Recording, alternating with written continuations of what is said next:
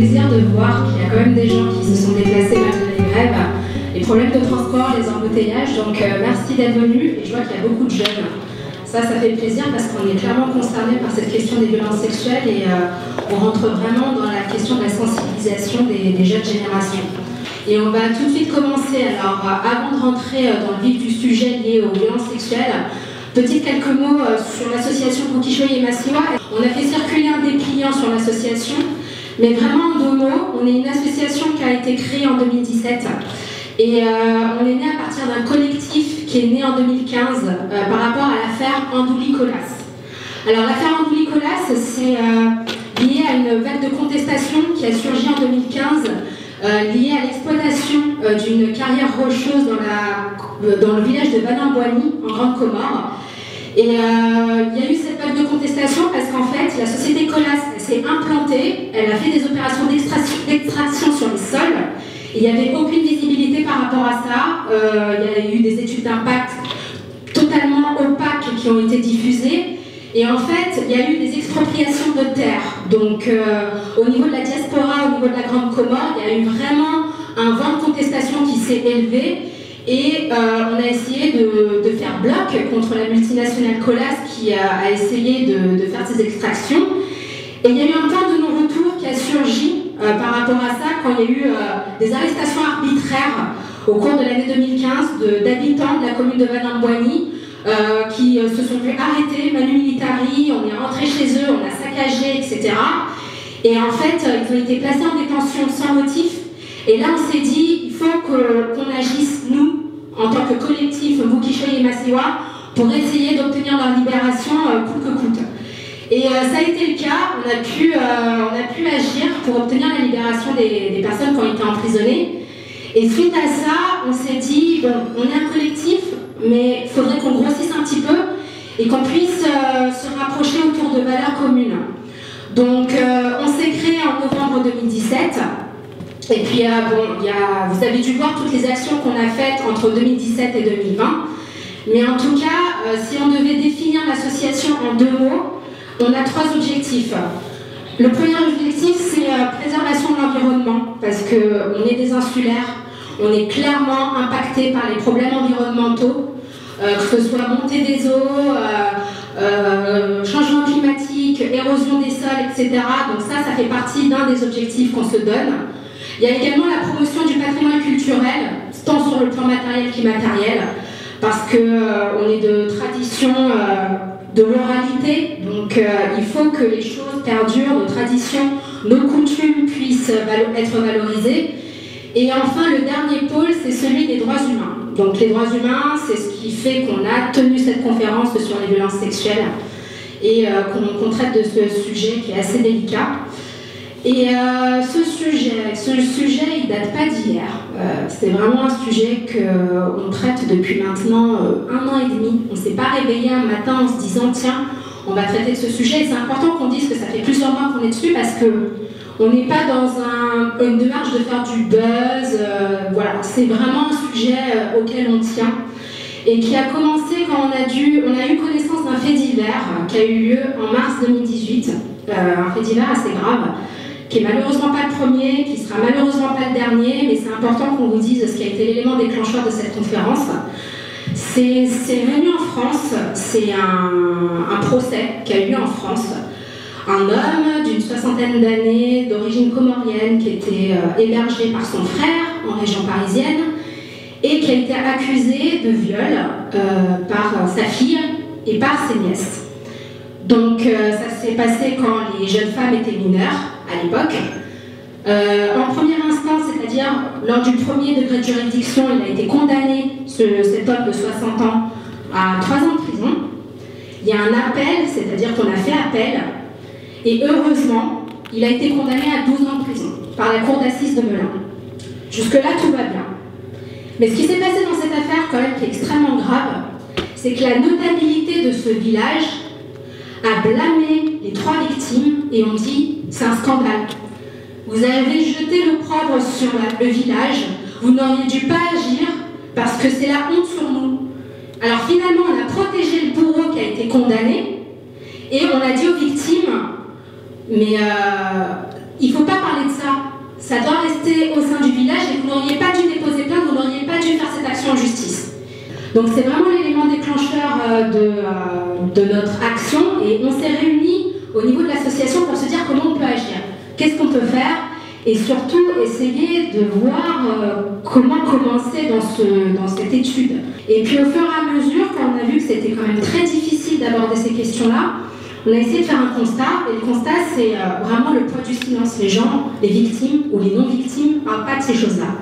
Le tabou il est là, et en fait, si on devait résumer un petit peu les choses, c'est que finalement le plus important dans notre société, c'est de préserver l'honneur collectif au détriment de l'honneur individuel. C'est-à-dire il y a l'honneur collectif de la famille, du village, de la région, de la communauté tout entière, et puis ça bride en fait la parole des victimes. Pour nous, c'est la raison pour laquelle les gens n'en parlent pas. Et donc, on a décidé de faire cette conférence dans le but de vous informer. Donc, on a fait appel à un panel d'intervenants qui a une certaine expertise. C'est important d'informer parce que, ne serait-ce que la définition des violences sexuelles, des agressions sexuelles, on ne l'apprécie pas tous, c'est difficile à appréhender. Ne serait-ce que qu'est-ce qu'un viol, qu'est-ce qu'un attouchement, etc. Je crois d'ailleurs que la définition du viol, elle a changé en 2018, elle a été élargie, donc c'est en constante évolution au niveau du droit, c'est important qu'on sache ce que c'est.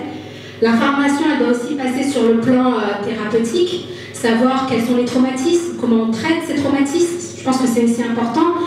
Et puis voilà, informer, vous sensibiliser non seulement la génération de nos parents, parce que moi je pense qu'on peut encore espérer que nos parents puissent réagir par rapport à ça et savoir comment on éduque nos enfants.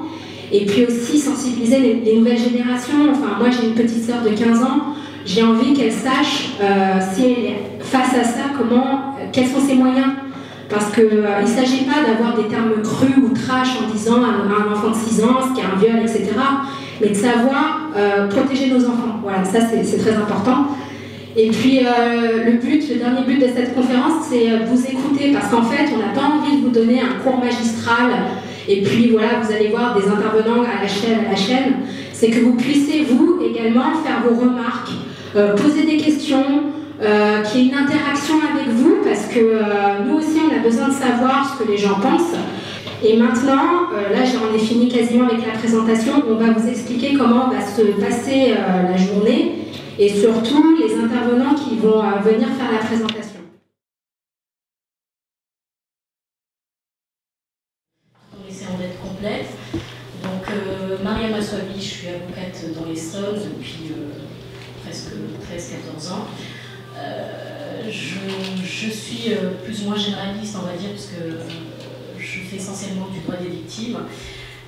Et donc, on m'a demandé d'intervenir pour vous expliquer, pour essayer de poser un petit peu le cadre juridique de ce que sont les violences sexuelles. Alors, qu'est-ce qu'on entend par violence sexuelle? Alors, c'est vrai que dans l'imaginaire collectif, violence sexuelle se résume au viol, ce qui n'est pas le cas. Alors, même si lors de mon intervention, je vais essayer je parlerai essentiellement du viol parce que c'est ce qui frappe l'attention, mais je vais donner quelques définitions pour qu'on sache exactement de quoi il en retourne. Alors, le viol en lui-même, effectivement, il y a eu pas mal d'évolutions et en 2018, le législateur français a élargi la définition et aujourd'hui, donc c'est tout acte de pénétration sexuelle de quelque nature qu'il soit, commis sur la personne d'autrui ou sur la personne de l'auteur par violence, contrainte, menace ou surprise. Alors, je ne vais pas décortiquer cela comme dans un cours magistral, mais ce qui est important à savoir, c'est que c'est tout acte de pénétration sexuelle, donc que ce soit buccal, digital, vaginal, anal, ou par un objet. Et l'importance de cette définition et de son évolution, c'est qu'aujourd'hui, il faut le savoir, une femme peut être considérée comme étant auteur d'un viol, même en utilisant, pour dire les choses comment, le sexe de l'homme sur lequel elle s'acharne. Cette définition permet aussi à un homme ou à un jeune garçon de pouvoir dire qu'il a été violé, de pouvoir être considéré comme victime de viol lorsqu'on lui a imposé une fellation. Alors qu'auparavant, le viol ne pouvait, par fellation, on va dire, n'était admis que si c'était une femme ou un garçon à qui on imposait la fellation à titre passif. Et là, le fait d'un garçon de subir cette fellation est considéré comme un viol, alors qu'auparavant, avant 2018, c'était une agression sexuelle. Ça a son importance du point de vue de la réparation, que ce soit psychologique ou pécuniaire, donc en termes d'indemnisation. Alors, pour tout le reste, on estime que ce sont des agressions sexuelles, c'est-à-dire toutes les autres agressions à caractère sexuel, mais qui n'impliquent pas une pénétration. Donc on parle des caresses, des baisers imposés, des attouchements, poitrine, fesses ou autres. Ce sont des agressions sexuelles. Et dans ce cas-là, on tombe sous le coup du délit, puisque bon, de par la gravité, ce n'est pas considéré comme étant un crime. Il faut savoir que l'exhibition est aussi une violence sexuelle. Alors là aussi, on a tous en tête l'image du pervers qui ouvre voilà, son imperméable devant des enfants ou pas, devant des adultes. C'est une agression sexuelle. L'exhibition, ce n'est pas seulement ce pervers qui s'expose aux yeux de tous, c'est aussi le fait d'avoir des relations sexuelles, ou en tout cas tout acte de nature sexuelle, à la vue et qui soit imposé à la vue de tous. La violence sexuelle, c'est aussi le harcèlement. Donc, je pense que je n'ai pas besoin de définir le harcèlement, on en entend souvent parler aussi actuellement. Ce qui est important, c'est que depuis août 2018, le cyberharcèlement sexuel est aussi considéré, et en tout cas, est aussi sanctionné par la loi. Je vais aller très rapidement aussi sur l'outrage sexiste, c'est le fait de pouvoir agresser une femme, de l'insulter en raison d'une femme ou un homme en raison de son sexe et d'utiliser d'essayer de l'intimider, de la dégrader uniquement en utilisant des caractères sexuels. Et puis, il y a aussi un point important qui rentre aussi dans l'agression sexuelle, dans la violence sexuelle, c'est l'exploitation, c'est l'esclavage sexuel. Alors, malheureusement, alors je ne sais pas si au niveau de la communauté c'est assez fréquent, mais on le voit beaucoup dans d'autres communautés, Europe de l'Est, Afrique, etc. C'est le fait de faire venir des personnes en leur promettant un travail, et puis ces personnes se retrouvent dans des chambres sordides à faire des passes à tour de bras dans le cadre de réseaux. Donc c'est de l'esclavage sexuel et ça fait partie des violences sexuelles. Alors une fois que l'on a posé cela, comme on l'a dit et comme on le redira souvent au cours de cette conférence, beaucoup de victimes sont des mineurs. Pourquoi j'insiste sur cela, c'est que il y a des prescriptions en matière d'infraction. Il faut savoir que lorsqu'on est victime d'une violence sexuelle et encore plus d'un viol, les choses ne se disent pas aussi facilement. Et le législateur a pris cela en compte puisque les prescriptions classiques qui existent en droit français, à savoir 10 ans pour les crimes, 3 ans pour les délits et 1 an pour les contraventions, ne sont pas du tout les mêmes en matière de violence sexuelle parce qu'on essaie de prendre en considération justement cet aspect traumatique de la violence sexuelle et donc de permettre à la victime de prendre le temps pour pouvoir déposer plainte. Alors la prescription au droit français, elle court à compter de l'acte lui-même, ou pour les personnes vulnérables à compter de leur découverte. Là aussi, c'est une façon aussi de protéger les victimes. Et comme je l'ai dit, les règles de prescription ont été modifiées donc, en 2017, puisque pour les majeurs, la prescription passe de 10 à 20 ans, parce qu'on a beau être majeur lorsqu'on est victime d'un viol, et ça, je pense que la thérapeute le dira, pendant le viol, il y a un état de sidération qui intervient, c'est-à-dire que le corps se détache totalement. C'est presque un mécanisme, c'est presque un mécanisme de défense. Et cette sidération, on le voit dans les dossiers, ça entraîne aussi une espèce d'amnésie qui fait que la personne va avoir du mal, soit ne se rappelle pas totalement tout dans les détails, soit aura du mal à verbaliser les choses, ou aura du mal à en parler pendant un certain temps. Et du coup, qu'elle soit majeure ou pas, il faut qu'on puisse lui laisser le temps de pouvoir s'exprimer et de pouvoir dénoncer les faits. D'où la prescription qui, en règle générale, est de 10 ans, va passer à 20 ans en matière de viol. Elle passe à 6 ans pour les autres infractions à caractère sexuel. Pour les mineurs, la prescription ne court qu'à compter de la majorité. Et là aussi, le législateur a pris en compte le fait que ça puisse être particulièrement traumatique pour un enfant, d'autant que la plupart du temps, et j'en parlerai tout à l'heure, c'est souvent dans un cadre intrafamilial. C'est déjà pas évident d'aller comment dire, porter plainte contre une personne lambda pour des faits aussi intimes, ça l'est encore moins lorsqu'il s'agit de l'oncle, du frère, du père. Donc on donne encore plus de temps à la personne. Et donc pour le mineur, la prescription elle passe désormais à 30 ans. Ce qui veut dire que lorsqu'on est victime d'une agression, d'un viol durant la minorité, on a jusqu'à ses 48 ans pour pouvoir déposer plainte. Alors ça pose aussi des questions en termes de preuves et autres, mais bon, voilà. Il y a ce temps qui est laissé à la personne, à l'enfant, pour pouvoir agir. Alors bonjour à tous, je m'appelle Bishara Elsa. En soi, en fait, je ne suis pas psychologue. Je tiens quand même à préciser. Je suis thérapeute en fait spécialisée en thérapie brève. La différence, c'est que une approche psychologique, on va dire conventionnelle, c'est beaucoup basé sur le conversationnel, alors que dans mon approche, il y aura aussi beaucoup d'exercices, etc. C'est beaucoup plus pratico-pratique. Il y a du conversationnel, mais c'est beaucoup pratico-pratique aussi. C'est un peu à cheval entre la thérapie conventionnelle et un peu le coaching, je vais dire ça comme ça. Du coup, donc thérapie brève, du coup mes outils c'est l'hypnothérapie, la neurothérapie ainsi que la programmation neurolinguistique. Et il faut savoir que je pratique depuis au moins 2 ans, là ça vient de faire 2 ans que je suis en cabinet. Durant les formations, nos formateurs ils nous disent qu'on va malheureusement beaucoup rencontrer de cas d'abus sexuels, donc entre guillemets je t'ai préparé. Je me disais bon ok, c'est assez fréquent. Donc au début, allez, on va dire, le premier mois d'expérience, j'ai eu 2 victimes. Je me dis, bon, j'ai été préparée. Mais ce n'est pas spécialement des clientes comoriennes, donc je me dis, oh, c'est ok. Mais on va dire, au bout peut-être de 6 mois, 1 an, je commence à avoir des clients comoriennes. Un abus. Je suis bon, allez, c'est le hasard. Mais au bout d'un moment, quand on voit que sur toute ma clientèle, en fait, mélanger une chose tout, donc étrangère aussi comorienne, que sur toute ma clientèle, on va dire c'est 20% des cas, quand il y a des abus sexuels, mais qu'en fait quand c'était ma clientèle comorienne, je suis désolée, il y aura d'émotions parce que c'est quelque chose qui me prend vraiment dans les tripes.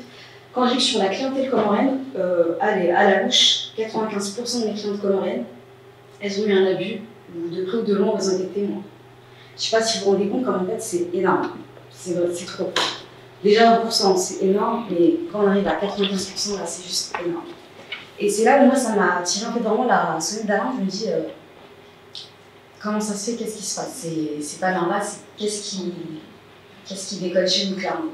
En termes de victimes, comme l'a dit l'avocate, généralement en fait souvent c'est quand ils sont mineurs.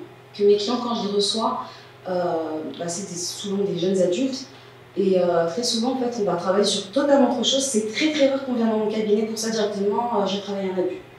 Elles viennent pour totalement autre chose, mais c'est des choses qui sont liées. C'est qu'en fait, elles vont travailler sur les conséquences. On s'arrête beaucoup en fait sur l'acte en lui-même, mais en fait, le plus important, c'est les conséquences que ça va avoir sur la vie de la personne. Que comme j'en parlais avec une, malheureusement, c'est une amie qui a été victime de ça, l'acte en lui-même, ça dure quelques secondes, mais en fait, cette violence, en fait, ça peut durer toute une vie, c'est pas traité. On l'a subi toute une vie.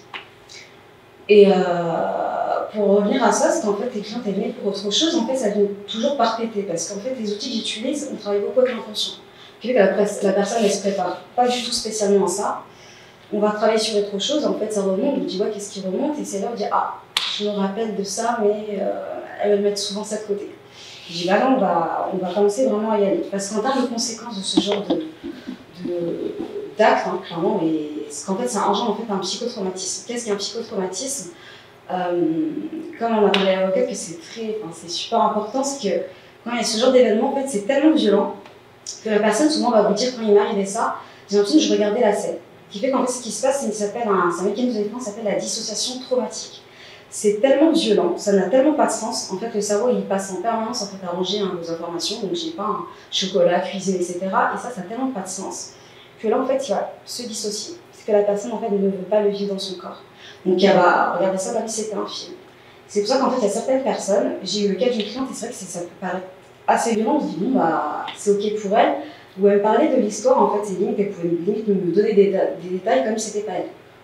Là, directement, j'ai piffré qu'il y avait une dissociation qui était très profonde. Je sais pas s'il y en a qui ont vu le film Split, où il y a celui qui a plusieurs personnalités. Et en fait, c'est un peu ça, ces femmes-là, en fait, quand il se passe ce genre de choses, en fait, c'est comme si l'image que j'ai bien donnée, quand il arrive cet événement-là, c'est comme si en fait l'enfant, parce que souvent quand c'est un enfant hein, ou la jeune fille à qui ça arrive ça, c'est comme si elle était sur un chemin et cet enfant-là, en fait, elle va le laisser sur la route et en fait, elle va commencer leur vie en fait, à partir de là. Donc souvent, en fait, elle nous parlait en fait, comme si à partir du moment où il arrivait cet événement, on dirait qu'ils n'ont pas eu de vie avant cet événement, tout ça, il y a un blackout dessus.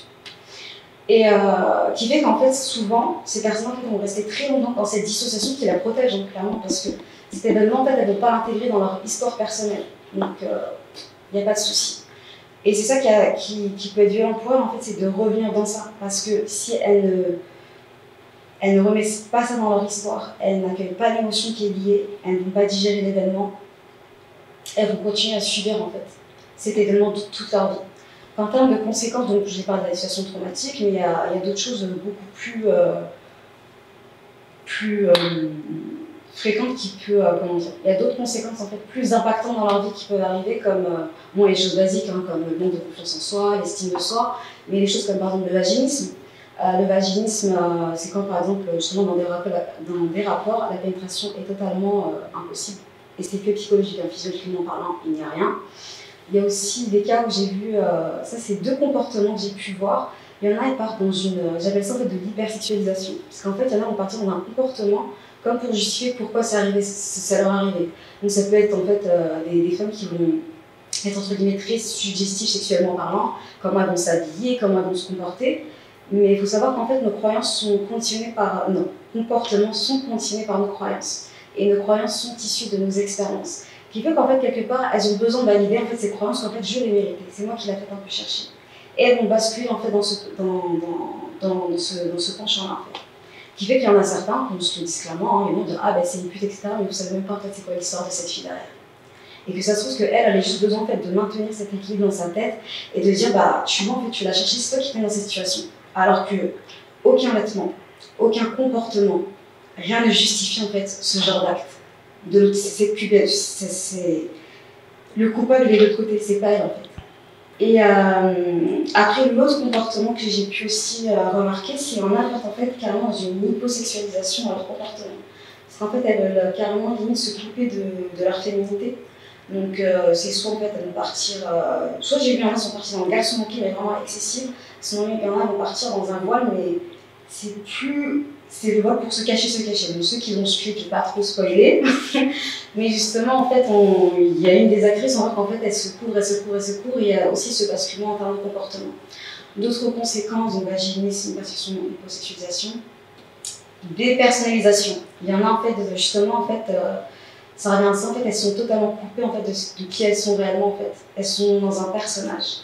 Elles sont totalement coupées en fait, vraiment de ce qu'elles sont. En fait. Donc, comme on dit, un peu l'âme d'enfant de ce qu'on est réellement, elles sont totalement coupées de ça. Et après, il y a encore plein de conséquences, mais ça, c'est à peu près ce qui est le plus fréquent. Du coup, moi, surtout mon message, c'est en fait, de prendre vraiment au sérieux en fait, la santé mentale. Parce que autant en fait, on parle des victimes en fait, qui se passent, qui sont réellement en fait, abusées, mais il faut savoir qu'en fait, au niveau de la société en fait, comorienne, c'est en psychologie, en fait, il y a la psychogénéalogie. Il faut savoir que les traumatismes, en fait, même si on ne parle pas des faits qui sont passés, les traumatismes se passent de génération en génération. Et qui fait que malheureusement, il y a des fois, en fait, des mères, en fait, elles transmettent leur traumatisme, en fait, clairement à leur fille. J'ai eu plusieurs cas de filles, donc quand elles ont commencé à en parler à leur mère, et bien leur mère, en fait, elles-mêmes disaient qu'elles ont été victimes. Et qu'en fait, même leur mère ont été victimes. Et en fait, on revoit des chaînes comme ça. Du coup, je t'enverrai un message en fait, par rapport aux victimes. Déjà, d'une par rapport aux victimes, en fait, que souvent, je sais que ce qui empêche en fait, à faire une thérapie, on dit non, mais j'ai pas envie de reparler d'histoire. Par exemple, les approches que j'utilise, donc du coup, il y a la neurothérapie, et l'hypnose, on ne reparle pas de toute l'histoire. C'est qu'en fait, elle va juste nous donner le cadre dans lequel c'est passé, peut-être la personne en fait, qui était là, mais on ne fait pas toute l'histoire. Donc déjà, ça, je sais que ça peut soulager des personnes de dire que j'ai pas besoin de raconter toute l'histoire. Et des personnes, je ne sais même pas les détails, quoi. Je ne sais pas réellement quel acte s'est passé en fait dans l'histoire. Donc du coup, de privilégier. Je t'ai envie de dire ça, de privilégier, c'est vraiment court la limite. C'est vraiment court. Privilégier en fait, alors tout ce qui est mouvement oculaire, ou en tout cas de privilégier une personne qui est spécialisée en psychotraumatologie. Parce que si vous allez juste chez le psychiatre parce que c'est remboursé des choses comme ça peut être encore plus dramatique pour la personne dans son parcours thérapeutique. Ça me reste mon message et je pars, Sandra, promis, je pars. Je voulais juste porter un message d'espoir et de résilience à toutes ces femmes, que ce soit toi ou quelqu'un que tu connais. Tu n'as pas à porter ce lourd secret en toi toute ta vie. Cette culpabilité que tu portes en toi n'est pas tienne. Tu n'as rien à te reprocher. Tu n'es pas sale. Ce n'est pas une sentence divine. Tu n'es tout simplement pas cet événement. Tu es une femme merveilleuse qui a le droit, comme chacune de nous, d'être heureuse. Et ta vie compte autant que les autres. Tu as de la valeur autant que chacune de nous.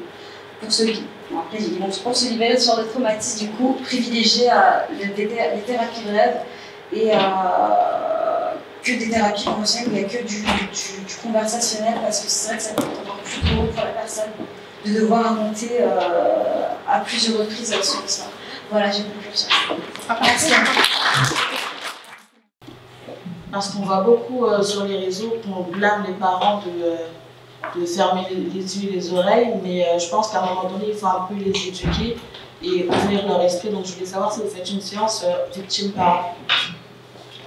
Du coup, en fait, en soi, moi, je ne fais pas séance avec les parents. Je vais expliquer pourquoi. Parce qu'en fait, dans le processus de guérison, il y a 6 étapes. Donc, la première étape, c'est le choc et le déni. Donc, les personnes, généralement, assument ça. Deuxième étape, la personne est dans la douleur culpabilité. Généralement, c'est soit c'est dans le choc et le déni, soit c'est dans la culpabilité. Et en fait, la troisième phase, et c'est là en fait, où je pousse les personnes en fait, pour avancer dans le processus de guérison, je les pousse dans la colère. Et là, en fait, instinctivement, même si je ne dis rien, elles vont se retourner en fait, vers tout leur entourage et dire « mais j'en suis sûre qu'ils savaient, mais ils n'ont rien fait ». Qui fait qu'au bout du compte, en fait, elles vont en parler. Maintenant, c'est vrai qu'au niveau des parents, c'est assez compliqué de bouger les choses, on va dire ce qu'il en est, d'éduquer parce que ce sera difficile à l'entendre, mais ils ferment les yeux consciemment. Comme je l'ai dit, il y a beaucoup de choses qui jouent en fait, au niveau de la société, au niveau des coutumes, qui fait que c'est assez compliqué parce que eux, ils sont vraiment en fait, dans un système de croyance où c'est l'honneur du système, que ce soit la famille, que ce soit le village, que ce soit la ville, que ce soit justement le pays. C'est l'honneur en fait, du système qui va prendre sur l'individu. Et si on devait éduquer justement les parents, ce serait à ce niveau-là en fait, de redonner la place à l'individu. Mais malheureusement en fait, dans la société commune, on n'existe pas en tant qu'individu, mais toujours en fait à travers le système. Donc non, je ne fais pas, mais à un moment ou à un autre, en fait, les parents sont confrontés à reprendre leurs responsabilités vis-à-vis de ça. Mais j'y trouve pas d'intérêt, je me concentre vraiment sur la reconstruction de la personne. Merci. Est-ce que vous avez d'autres questions? J'arrive. Oui, tout à l'heure, vous parliez de comportements qu'il faudrait éviter, le comportement incestuel, pour avoir en fait des enfants qui deviendraient des victimes. Mais est-ce qu'il n'y a pas des comportements aussi pour éviter que ces enfants deviennent des prédateurs? Parce que clairement, moi, c'est ce qui me fait le plus peur. C'est parce que s'il y a autant de victimes, il y a aussi énormément de prédateurs. Donc, Du coup, c'est qu'en fait, c'est des deux côtés. C'est que, comme je l'ai dit, en fait, il y a comme s'il y a un peu une machine en fait, de futures victimes, hein, vu que les mères, elles sont dans un comportement de victime. Malgré elles, en fait, comme je dis, nos comportements sont conditionnés par des croyances. Les croyances sont tirées de vos expériences, c'est-à-dire que l'enfant, quand il voit sa mère, il va faire comme ça. Donc, c'est-à-dire, en fait, ils adoptent un comportement de victime malgré eux. Maintenant, par rapport aux agresseurs, en fait, clairement, comme je dis, déjà, il y en a qui sont malades, donc ça, on n'y peut rien, c'est biologique, c'est physiologique, ce que vous voulez. Quand on parle de pathologie psychologique, il y a vraiment aussi des dérèglements au niveau physiologique, il faut dire ce qu'il en est, hein, il y a des équilibres au niveau des hormones, etc. Maintenant, comme j'avais dit, en fait, j'avais parlé des types de prédateurs au début. Il y a un type de prédateur, comme je dis, il y a des prépubères adolescents en fait, qui sont dans l'expérimentation de leur sexualité. C'est qu'il y a un moment, ok, un jeune homme, quand il commence à grandir, ok, il y a ses hormones qui commencent à rentrer, etc., qui commencent à monter à sa tête. En fait, on a tellement fait un tabou de la sexualité, en fait, on dit, oh bon, bah, ils vont gérer ça comme ils peuvent. Bah, justement, en fait, on arrive au fait que ces jeunes, vu qu'on ne définit pas un cadre clair au niveau de cette sexualité, qu'on ferme les yeux, bah, ils la gèrent comme ils peuvent. Et que ça arrive que oui, ça termine au bout du compte sur nos enfants. Donc, il faudra prendre nos responsabilités et arrêter de prendre pour excuse la religion. Je suis désolée, le prophète sallam l'a toujours dit, il n'y a aucun tabou dans la religion. Il y a un moment, si on nous a appris à même nous nettoyer aux toilettes, là c'est la colère, je suis vraiment énervée, il y a un moment, on ne va pas commencer à me dire qu'il y a des tabous sur la sexualité. Donc là, il faudra faire une place à la sexualité. Moi, je sais que j'en ai parlé clairement avec mon mari. Je n'aurai pas de tabou sur ça, je vais dire clairement. J'ai un fils, j'ai dit à mon mari qu'il y a un moment, déjà aussi qu'on définisse c'est quoi la chasteté. Qu'à un moment, la chasteté a deux poids, comment dire, deux poids, deux mesures. En gros, pour les filles, c'est toute une chose. Et les garçons ferment juste les yeux, on tourne la tête. bah oui, ça finit comme ça. Bah, c'est comme aux Comores, quand dès que les jeunes hommes justement deviennent prépubères, on les envoie dans des là et on se préoccupe pas, on s'en fout, nos filles elles sont préservées, les filles des autres on s'en fout. Donc il y a un moment, il y a aussi ça en fait de faire un réel cadre. Que oui, clairement, pour que, et aussi, bah, quand on dit ce poids au niveau de la virilité, de la masculinité, qu'on dit oui, l'homme doit arriver entre guillemets performant le jour du mariage. Et quand vous êtes performant dans quelque chose, que vous êtes parti à la connaissance de la chose. Alors à un moment, quand oui, ces hommes-là en fait vont partir à l'expérimentation de leur corps, à la connaissance de leur corps, et qu'après ils arrivent, ils partent où ils peuvent. On n'aura pas dit que non, tu vas pas là, tu ne vas pas là. Donc à un moment, il faudra faire un cadre clair sur ça. Et comme je dis par exemple à mon mari, j'ai dit clairement à mon mari, j'ai dit bon, ça déjà, si c'est la chasteté, notre valeur chasteté, elle doit être respectée. Tu vas parler à notre fils du moindre mal. Le moindre mal s'appelle la masturbation. Et il y a un moment, en fait, il faut en parler. Il faut arrêter de faire les semblants. Moi, je sais que je n'aurais pas ces tabous avec les enfants que si c'est pour que justement, quand on parlait de futurs prédateurs, compter mon fils dans les rangs, non merci. Donc moi, je prendrai en tout cas ma responsabilité au niveau de l'éducation sexuelle de mes enfants. On va finir avec les questions. Peut-être une question, s'il y en a une. Bonjour, est-ce que vous pourriez me définir la notion de consentement, s'il vous plaît? Ça rejoint ce que vous venez de dire. Consentement, en fait, ça revient que la personne, elle a dit qu'elle était d'accord ou pas. Donc, il y a un moment, moi, quand je dis à la personne, j'ai pas envie de faire la bise, j'ai pas envie de faire la bise. Je ne vais pas forcer. C'est vraiment dans ce sens-là. Pour moi, c'est vraiment que la personne soit d'accord et qu'elle le dise, qu'elle le montre, qu'elle le communique. Je veux dire communiquer, parce qu'il y a aussi du non-verbal. Il y en a qui font bien semblant de ne pas savoir lire, en fait, au niveau du comportement. Qu'elle communique, en fait, que non, elle n'est pas à l'aise avec la chose. Mais ce qui est vicieux en fait aujourd'hui par rapport dans le cas du coup des ancêtres avec les enfants, ce qui est un peu vicieux en fait dans ce cas-là au niveau du consentement, c'est que faut savoir qu'en fait les prédateurs ils vont jouer sur quelque chose en fait de très fin. Oui, j'allais aussi rebondir là-dessus, c'est qu'il faut savoir qu'en droit français, il y a les atteintes sexuelles sur mineurs de 15 ans. C'est-à-dire que quand il y a un enfant de 15 ans ou moins qui a un rapport consenti avec un majeur, c'est considéré comme un délit. Donc ça aussi, il faut l'avoir en tête. Hein. Et jusqu'à 18 ans aussi, quand il y a des rapports. Non, c'est juste pour rebondir sur ce que dit Bishar Hamza, c'est de dire que quel que soit l'état de séduction, parce qu'on le voit souvent dans des dossiers, clairement j'en ai quelques-uns en tête, où l'enfant va venir sur les genoux de son oncle pour jouer, etc., parce qu'il cherche de l'affection, et l'oncle va dire mais elle m'a titillé la baguette, c'est qu'elle l'a cherché, etc., etc. Et donc c'est qu'en plus quand j'ai tenté, elle l'a accepté, donc elle a consenti. Or en droit français, avant 18 ans, on estime que la personne n'est pas consentante. Point barre. Alors, il y a un débat actuel sur la notion de consentement, sur l'âge, etc. Mais en droit français, à partir du moment où on est mineur, on n'est pas censé pouvoir consentir. Il peut y avoir des fluctuations entre 16 et 18 ans, surtout lorsque ce sont des mineurs entre eux. Alors, deux gamins de 16-17 ans qui ont une relation sexuelle, consenti, clairement consenti, bon, voilà. On n'est pas aux États-Unis, il n'y aura pas de difficulté dès lors que c'est réellement consenti.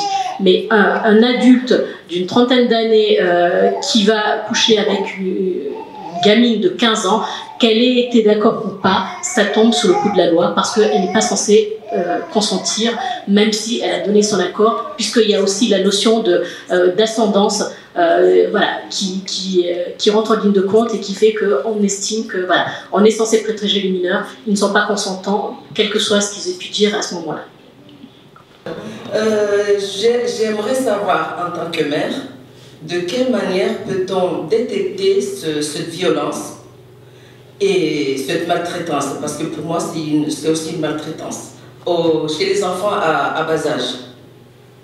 Je vais essayer d'aller rapide. En bas âge, comme j'ai moi, ce qui a pu ressortir, où on l'a un peu voir, c'est un enfant en fait, justement qui va reproduire en fait, des comportements qui ne sont pas adaptés en fait, à son âge. On dit que c'est pas normal en fait.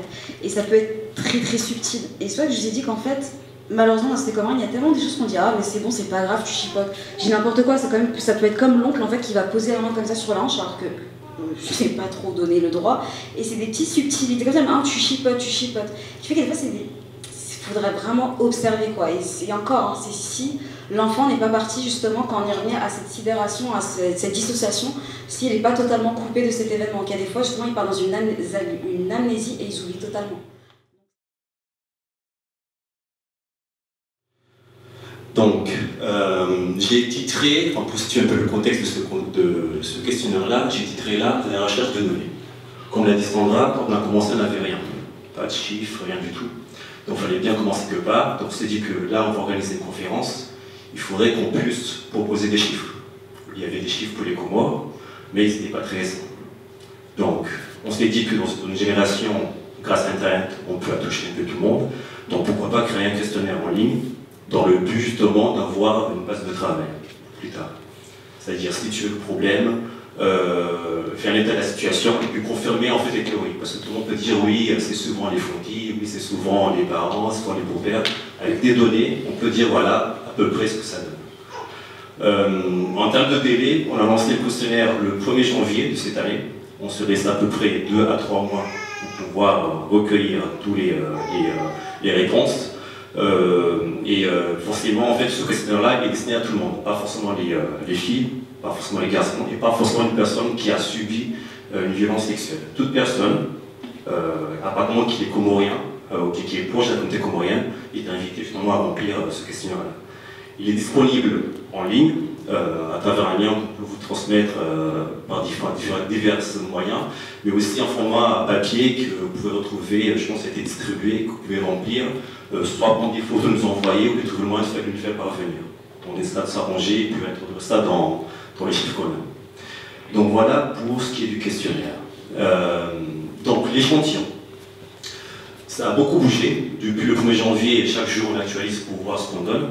Jusqu'à la veille, on avait à peu près 200 réponses et 200 interactions. Ce que j'appelle l'intervention, c'est une personne qui s'est connectée pour essayer de remplir le questionnaire. Donc, une interaction peut être valide, c'est-à-dire qu'elle a fini le questionnaire, toutes les réponses sont validées.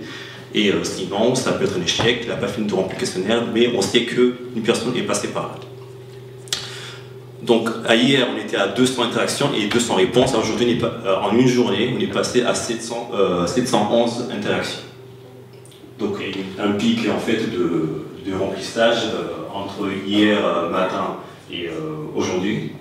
Donc en termes de réponses, on a aujourd'hui 341 personnes qui ont fini le questionnaire, qui ont tout rempli correctement et on pourra après vous montrer là en fait les données que ça donne. Par contre, en termes de répartition, il y a moins d'hommes que de femmes. Pour l'échelle, il y a 8 personnes d'hommes qui ont rempli le questionnaire. D'où l'intérêt de pousser vos frères, vos pères, exactement, aussi, et vos amis aussi, à remplir ce questionnaire, vous expliquer où ça peut amener et l'importance, afin d'avoir un échantillon un peu qui est assez représentatif. Parce que je me dis que 341 personnes, c'est pas vraiment. C'est assez suffisant pour pouvoir analyser, mais si on a un petit échantillon qui est fait par rapport à la quantité de Comoriens qu'il y a, en fait, ça risque de fausser facilement. Enfin, on risque de ne pas avoir un résultat très réaliste. Donc, dans le questionnaire, à un moment donné, il a été posé est-ce que vous avez entendu parler de violence sexuelle, Et cette question-là amène à ce graphique-là. C'est-à-dire, ça permet de mettre des figures sur ce que estime la communauté comorienne quant à ce sujet-là. C'est-à-dire qu'on a identifié plusieurs types de violences sexuelles, ça va du viol, autre agression sexuelle, atteinte sur mineurs, harcèlement, institutionnalisme sexuel et voyeurisme. Pour les viols, on est plus sur souvent. Pour ce qui est des agressions, enfin autres agressions sexuelles, en des attouchements, etc., on est plus sur souvent aussi. En ce qui concerne les harcèlements, les atteintes sur mineurs, on a aussi souvent. Par contre, là, ça commence à différer, c'est à partir de harcèlement sexuel, donc ça commence à s'équilibrer un petit peu avec, oui, mais très peu. Ensuite, exhibitionnisme, on a carrément ici jamais, parmi les personnes qui ont fourni les réponses, et le voyeurisme également. Ce qu'on voit par la suite. Au niveau des agressions sexuelles, justement. Dans le questionnaire, nous avons en fait 87 personnes, en fait, membres de la communauté comorienne, qui connaissent des cas d'agression sexuelle. Par connaître, c'est-à-dire qu'ils connaissent soit une personne, vraiment des cas, ce n'est pas une histoire qu'ils ont entendue. L'autre pourcentage n'ont pas du tout connaissance. Là, vous ne voyez pas très bien, mais je vais essayer de vous montrer ce qu'il y a au niveau du tableau. En fait, ici, il y a d'une part le nombre d'agressions sexuelles connues par personne, et d'autre part le nombre de viols connus par personne, en fait. Et on voit que, en moyenne, par personne, un Comorien connaît environ 3 personnes qui ont subi en fait, enfin non pas un viol, là c'est carrément d'autres cas d'agression sexuelle. Au niveau des viols, on a à peu près entre 2 et 3 personnes dans son entourage. C'est maintenant, une fois qu'on a recueilli, enfin la personne a dit que voilà, je connais des cas d'agression sexuelle, c'est maintenant, est-ce qu'on peut analyser dessus et savoir où se trouve le mal en fait. Et pour résumer, parce que là c'est le détail de tout ça, on a à peu près 100, dans cette réponse-là, on a à peu près 112 agressés. Et dans ces 112 agressés, ils ont reconnu 40 viols et 93 autres agressions sexuelles. Le détail n'est plus là, mais si vous voulez qu'on revienne dessus, on peut revenir plus tard, vu que j'ai que 10 minutes. Là, c'est plus pour essayer de localiser où s'est produit ces agressions-là. Si on divise les agressions sexuelles en prenant d'une part les viols et autres agressions sexuelles, on voit que pour les viols, en tout cas par rapport aux chiffres qu'on a recueillis, ça ne veut pas dire que c'est une réalité, on a en France plus de viols. Non, en France, en fait, en termes de pourcentage, la plupart des viols sont commis en France par rapport aux Comores. Par rapport aux réponses qu'on a eues, en fait. Quand on regarde les autres agressions sexuelles, dans les cas qu'on a enregistrés, on a 71 en France et 36 signalés qui sont liés aux Comores. Donc d'où l'importance, parce que nous, on le dit, on pense en tout cas qu'il y a plus d'agressions sexuelles aux Comores qu'ici.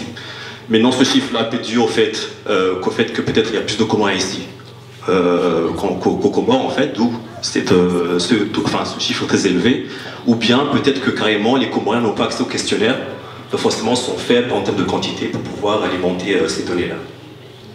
Si on cumule, pour résumer, si on veut résumer cela, ça nous dit que, en fait, on a plus d'agressions sexuelles en France plutôt qu'aux Comores. Oui. Il y a peut-être le fait du déplacement de ces gens qui viennent des Comores en France. Non, en fait dans l'enquête, à un moment donné on demande où est-ce qu'on a grandi. Bon, je n'en ai pas parlé mais c'est pour pouvoir les autres choses plus tard. Et aussi où est-ce qu'ils ont subi l'agression. Donc là c'est vraiment où est-ce qu'ils ont subi l'agression sexuelle. Donc là, c'est plus pour essayer d'identifier où se trouve l'agresseur. On ne le voit pas très bien, donc je vais le commenter. Dans le questionnaire, vous allez le voir, en fait, on a présenté le cercle social de l'individu. C'est-à-dire en partant de la personne, donc moi, mon père, ma mère, mes frères et sœurs, ça c'est mon cocon familial. Ensuite, il y a le cousin, cousine, etc. qui font part de la famille. Et au-dessus, il y a les connaissances, ensuite les amis, ensuite les aidants. Quand il y a aidant, c'est une association ou bien un fondi qui vient enseigner, ou bien etc. Ensuite, on a plus loin les inconnus. Donc, dans le questionnaire, en fait, on demande aux personnes de situer où se trouvait l'agresseur. Justement, pour pouvoir avoir une image sur où on peut potentiellement subir ce genre de choses. En rouge, ici, vous avez les viols. En bleu, ici, les autres agressions sexuelles. Quand on regarde bien, on va commencer par les viols. Il y en a un peu plus sur autres membres de la famille paternelle, ou bien connaissances. Pourquoi on a séparé autre famille paternelle ou maternelle, c'est que c'était pour savoir que, parce qu'on sait très bien que chez les Comoriens, de manière générale, on a tendance à les vivre du côté de sa mère. C'est là que souvent l'homme va habiter chez sa femme.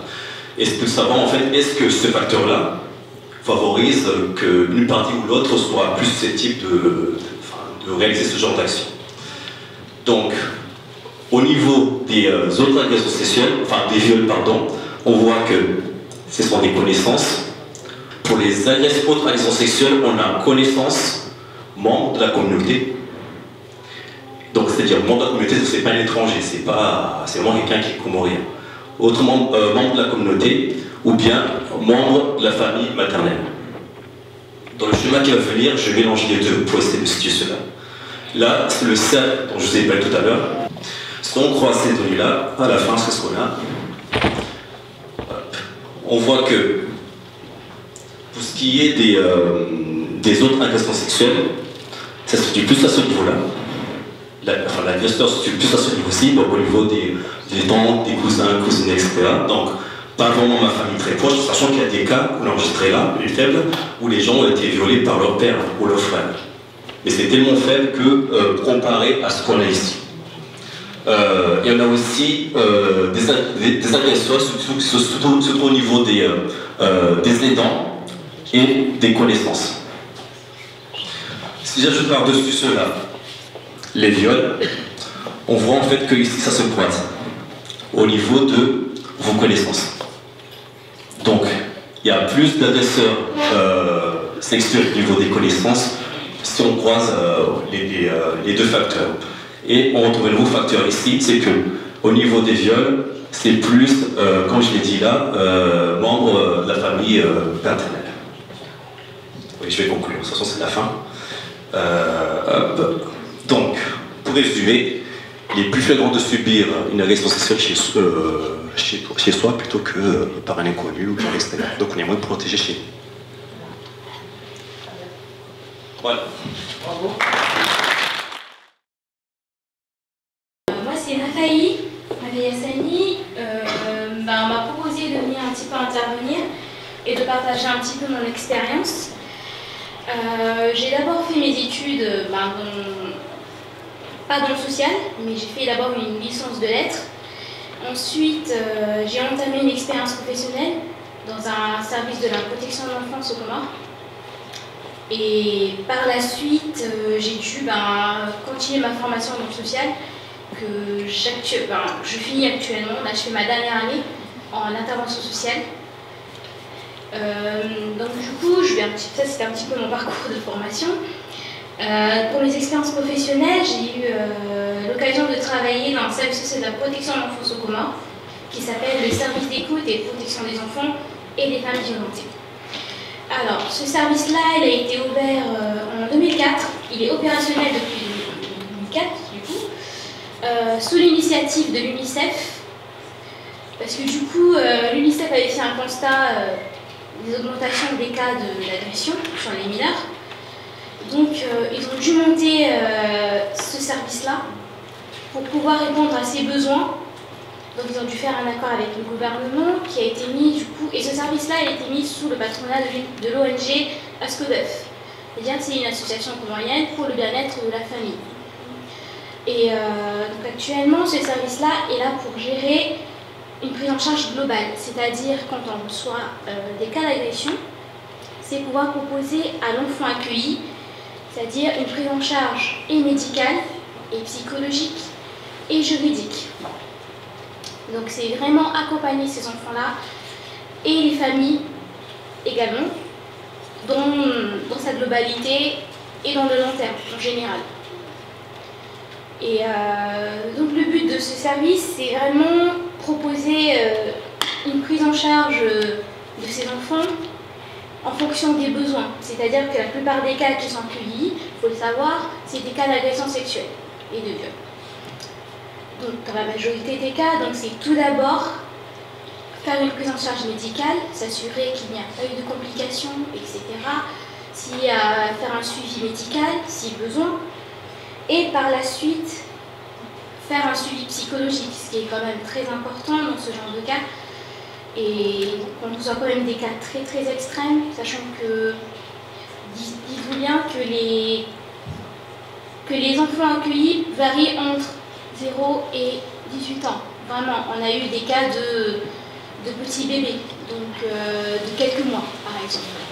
On en a déjà reçu. Donc c'est vraiment être capable de proposer des mesures adaptées à chaque situation. Et puis donc les objectifs de ce service, c'est comme je vous l'ai dit, proposer des services adaptés à tous les besoins, et aussi ils ont pour rôle de sensibiliser. Donc ils organisent aussi des caravanes de sensibilisation dans toutes les régions, voire même les régions les plus reculées, leur expliquer les droits que vous pouvez dénoncer, que vous aurez un accompagnement, en quoi ils peuvent prétendre comme prestation, comme mesure, comme prise en charge et accompagnement. Donc ils ont dû mettre un numéro gratuit, un numéro vert, qui facilite aussi le signalement. Donc actuellement au Comores, les personnes peuvent appeler et signaler un cas, que vous soyez un individu proche ou non, mais que vous ayez connaissance d'un cas, vous pouvez appeler et signaler et permettre au service d'intervenir dans le long terme. J'ai un petit peu de résumé. Donc toutes ces prises en charge-là ont été permises déjà parce que ça a été assuré par l'UNICEF. Donc l'UNICEF prenait en charge toutes les prises en charge, c'est le médical, le psychologique, tous les besoins quotidiens. Et par la suite, il y a eu un contrat avec l'Union européenne qui a permis également de mettre en place des contrats, c'est-à-dire avec l'avocat et des corps médicaux, c'est-à-dire un gynécologue, un médecin généraliste pour tout ce qui est suivi quotidien. Et également le volet psychologique, il y a une psy qui suit les enfants dans le long terme en fonction des besoins et de la situation. Et dans ce cas-là, d'où la situation actuelle, c'est que ce qu'il faut savoir, c'est que ce service-là actuellement, comme je vous l'ai dit, il a été financé par l'Union européenne. Et malheureusement, ça a été financé depuis 2016, un contrat qui a pris fin. Donc actuellement, ils sont un petit peu en difficulté, c'est-à-dire que sans subvention, toutes ces prises en charge-là sont un petit peu compliquées. Et donc là, je suis en train de mettre des actions en place, c'est-à-dire pour permettre au service de continuer et d'avoir des actions pérennes, permettre au service de continuer ses prises en charge quotidiennes, parce qu'il faut savoir c'est que c'est des suivis. Il y a des enfants qui sont suivis, comme je vous l'ai dit, dans le long terme. Et il y a des suivis, par exemple, parce qu'on reçoit aussi des cas de grossesse, donc il faut savoir que tous ces choses-là sont pris en charge par le service. C'est-à-dire à partir du moment où vous venez vous présenter au service et que par exemple vous présentez une grossesse, vous êtes suivi tout au long. Médicalement, c'est-à-dire en cas de traitement, les consultations, les échographies, etc. sont prises en charge par le service. Vous êtes pris en charge jusqu'à l'accouchement. Donc, tous ces prises en charge-là sont forcément, vous avez besoin de subventions, et sans subvention, ça devient plus compliqué de payer tout ce personnel-là. Donc, je suis en train de mettre en place des événements pour permettre justement au service de pouvoir réaliser toutes leurs actions quotidiennes. Bonjour, alors je m'appelle Zainaba, je représente un collectif des femmes engagées lancé en 2018. On a décidé de structurer sous l'appellation collectif femmes engagées franco-comoriennes. Juste un collectif, on n'est pas une association. Le collectif s'inscrit dans une démarche de mobilisation, d'information et de sensibilisation de la communauté, surtout la communauté, sur les violences faites aux femmes et aux enfants. Alors, Femmes engagées, c'est, comme je disais, c'est un collectif qui agit pour faire reculer toutes les formes de discrimination, de domination, de sexisme, de racisme pour avancer l'égalité et les droits des femmes, qu'il s'agit de droit à l'accès à l'emploi. Voilà, ça c'est mon côté collectif, militante. Professionnellement, je travaille dans des centres sociaux. Ça fait 10 ans. Et mon domaine, c'est la jeunesse des familles. Je me suis rendu compte depuis 30 ans que je suis dans ce pays. C'est depuis 3 ans que je vois ma communauté se présenter sur ces cas de violence. En fait, c'est des jeunes filles que je rencontre informellement autour d'un café parce qu'ils s'inscrivent dans des activités ou formations ou insertions et à la fin, ça parle. Je vais quitter ma famille, je veux partir. Et au fur et à mesure, deuxième étape, on se rend compte que il s'est installé des choses qu'on ne peut pas parler. Il ne dit pas je subis une violence sexuelle, mais ça ne va pas, ça ne va pas, ça ne va pas. Et pour ne pas le faire peur, j'ai instauré un plan de dire je te crois, tu n'y peux rien, la loi l'interdit, mais je n'arrivais pas à savoir de quoi il s'agit. Mais je lui disais tu as bien fait d'en parler. Celle ou celui qui a fait ces choses-là, c'est lui le coupable. Et après, je m'installe en disant je peux t'aider. Et c'est à partir de là que j'ai vraiment instauré ce petit cadre. Et petit à petit, j'ai vu les mères venir et accompagnées par leurs enfants. Et c'est pour ça que je me suis présentée aujourd'hui en disant, la plupart du temps, il s'agit au contraire d'un choix. L'homme ou la femme, ou le compagnon qui agit comme ça, en fait, il a une tactique que j'ai découvert. Moi, je ne suis pas spécialiste thérapeute, mais il y avait une tactique de domination malsaine et aussi humiliation, parce que quand je vois le frère ou le père qui parle mal devant tout un public, et il y a l'isolement, l'interdit d'aller en sortie ou en activité ou à un séminaire ou à un forum d'emploi, et les menaces. Les menaces, il y en a beaucoup. Et suite l'intimidation.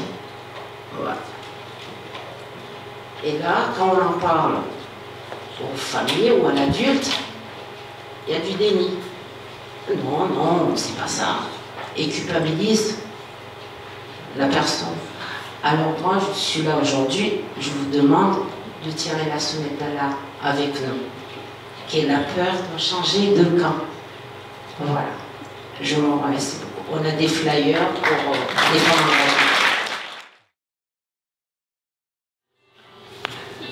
Donc c'est une personne qui a posté ce témoignage de manière anonyme. Elle dit donc qu'elle n'en a parlé à aucun membre de sa famille. Donc je lis le témoignage. Je n'en ai parlé à aucun membre de ma famille, mais je sais qu'ils suivent ce snap. J'ai été abusée pendant plusieurs années, 2 ans environ. Mes parents étaient partis au bled. Il y avait moi et une autre de mes sœurs. C'est le beau-frère de mon père, donc le mari de sa sœur. Ça a commencé par des attouchements dans toutes les pièces. Il me mettait de la crème sur mes parties intimes comme lubrifiant. Ensuite, le viol. Il me faisait venir dans sa chambre pendant la nuit, faisait ce qu'il avait à faire et me jetait de sa chambre en me lançant ma culotte. Je m'en rappelle comme si c'était hier. Au retour de mes parents, il a fait le mec qui s'est très bien occupé de nous. Quand il revenait nous voir, il faisait tout pour que je sois dans la même pièce ou que je le raccompagne quand il rentrait. Il ramenait toujours des cadeaux pour faire le tonton idéal. J'ai jamais rien dit parce que j'avais déjà entendu ce genre de choses dans mon entourage et on a toujours insulté la fille en disant que c'était de sa faute et qu'en fait, elle veut cacher qu'elle a couché avec son mec. Trop de trucs comme ça. Donc, j'ai jamais rien dit à ma famille. Surtout qu'il est toujours présent dans la vie de la famille. Il habite même à côté de chez mes parents. Je suis toujours traumatisée, donc j'ai une relation particulière avec les hommes. J'aime pas quand on me touche, quand on est trop proche de moi. Je suis tétanisée quand on vient m'aborder dans la rue. J'ai 25 ans aujourd'hui. Autre témoignage. J'ai toujours voulu être vierge jusqu'au mariage parce que c'est ce qu'on s'est promis entre copines lorsque j'avais 12 ans. Même lorsque j'ai commencé à avoir un petit ami à mes 18 ans et que j'ai compris que ma religion préférerait la virginité. Cette relation a duré 1 an et demi et ce n'est pas l'envie d'avoir des relations sexuelles qui manquait. Comme je ne lui ai jamais laissé le choix, à un moment donné, je me suis convaincue que c'est aussi ma foi qui m'empêchait de passer à l'acte. Avec mon mari, ce fut plus difficile. Le désir était énorme lorsque nous nous sommes connus, mais on n'a jamais sauté le pas. Et encore une fois, j'ai mis cette abstinence sur ma foi et la peur de décevoir le Tout-Puissant. J'ai toujours rêvé d'une première fois magnifique. J'ai toujours cru que faire l'amour serait quelque chose de merveilleux. Cela était dû à ce que véhiculaient les séries américaines, mais aussi les récits de la vie sexuelle de mes camarades de classe. Je fus mariée et ma première fois fut catastrophique. J'avais une peur bleue de passer à l'acte. J'ai détesté ça, et même après la naissance de mon premier enfant. J'en ai parlé à ma mère, qui elle me disait qu'il ne fallait pas s'inquiéter. Il fallait du temps pour que je m'y habitue, ou sinon en parler au gynécologue, pour savoir si ce n'est pas dû à la rétroversion de mon utérus. Pour la gynécologue, ça y jouait. Et même avec les différentes positions conseillées, la douleur du sexe ne s'est pas améliorée. Et plus j'avais mal et moins j'appréciais. Mon corps en demandait, mais je haïssais l'acte physique. Je me demandais si ce n'était pas mon mari qui s'y prenait mal. Malgré mes efforts, ma vie sexuelle ne s'améliorait pas. Je me disais, comment se fait-il que malgré ces nombreuses relations, mon mari n'arrive pas à me satisfaire? Pourquoi ai-je autant mal? Pourquoi a-t-on autant menti sur le sexe? Comment se fait-il que de nombreuses personnes que je côtoie aiment ça, alors que moi je déteste? Ce fut très difficile pour mon conjoint.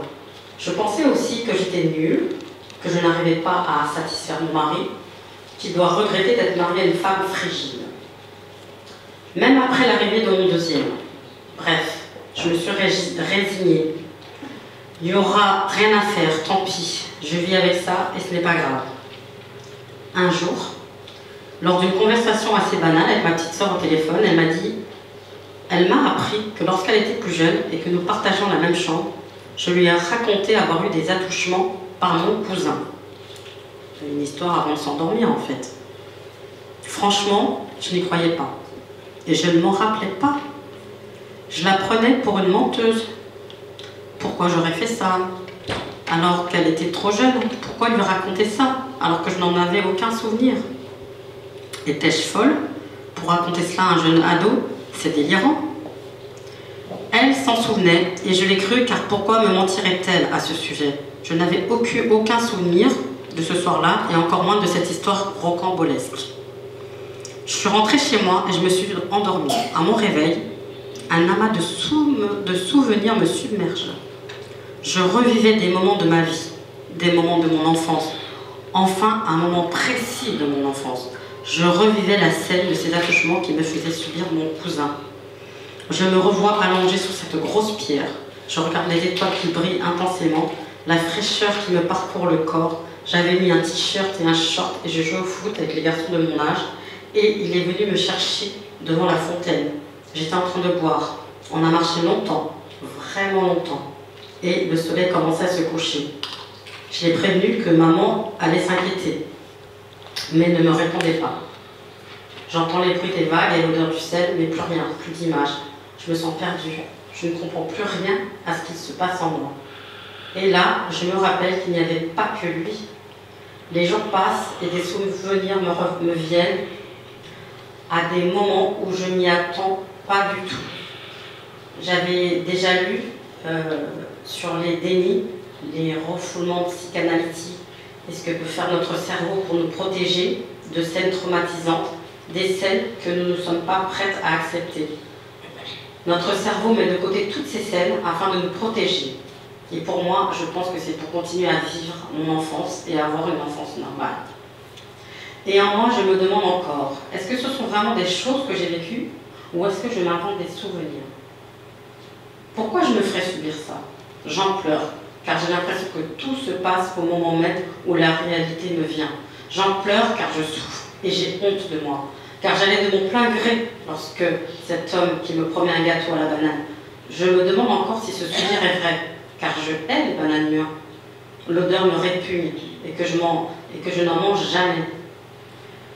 J'ai honte, car je vais vers lui une autre fois, et j'y retourne le lendemain, oubliant qu'hier, il m'avait déjà fait des attouchements pendant qu'il se masturbait. Je revois tout, et j'ai honte de regarder. J'ai honte. L'odeur de son parfum me dégoûte. Ça sent dans toute sa petite cabane, c'est l'horreur. Mais j'y suis retournée chez lui. J'ai honte, car c'est vraiment dégoûtant ce que je fais. Parfois, on me met des doigts devant ma mère. Je la regarde. Elle rigole avec celui qui me porte, mais ne voit pas ce qu'il est en train de me faire. Pourquoi? Je ne dis rien. Je suis là, sans être là. Je vis ce moment, mais je ne suis pas là. Pourquoi je ne dis rien? Pourquoi je ne m'en souviens pas? Tous ces souvenirs sont sans queue ni tête. Je n'y comprends rien. Mais je les vis, j'en tremble. Ça me fatigue. Ça m'use physiquement de les revivre. J'aurais préféré de rien savoir. J'aurais préféré ne jamais me souvenir. Bizarrement, ces souvenirs me guérissent, finalement. Je revis une nouvelle sexualité avec mon mari. J'aime ça maintenant, mais je ne comprends pas pourquoi c'est si soudain. J'arrive à en parler à mes sœurs, mais revivre ces souvenirs me fatigue énormément. Puis je comprends d'où venaient les blocages, d'où venaient les peurs. C'était un peu long, mais on a estimé que vraiment c'est 2 témoignages parmi tant d'autres, mais qui parlent d'eux-mêmes. Donc on n'en dira pas plus.